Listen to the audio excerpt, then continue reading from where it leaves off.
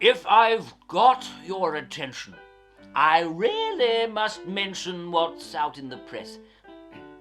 These terrible stories involving the Tories are all such a mess. Just for the record, I have to convey, I really don't care what the public might say. Though we make the rules here, we'll take you for fools, dear. So, let me be clear. At some point last year, I went to a marvellous party with Hancock and Cummings and Truss. Now, do beg my pardon. It was in my back garden, but we told everyone it's just us. In fact, there were staff by the dozen and bottles of wine by the score. Rob was in charge of the music and games, while Williamson's barbecue went up in flames, and Pretty Patel called the rest of us names. I couldn't have liked it more. I went to a marvellous party. Well, a staff rendezvous, if you please.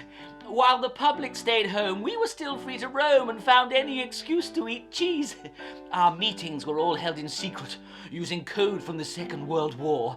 I told Rishi, keep it all under your hat. The agenda had items like taxes and VAT, but we played pin the tail on the Downing Street cat. I couldn't have liked it more. I went to a marvellous party.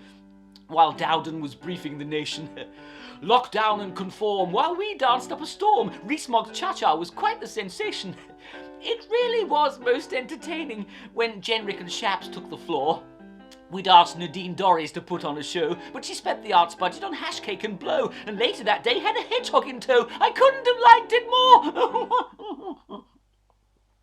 I went to a marvellous party.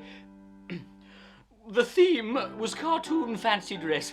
Carrie's Winnie the Pooh caused an awful to-do, but her Pooh sticks was such a success. For some reason, Gove was Aladdin and dragged in an aide from next door. 20 years younger and ever so camp. He came as the genie but looked like a tramp, and later that night we rubbed more than his lamp. I couldn't have liked it more.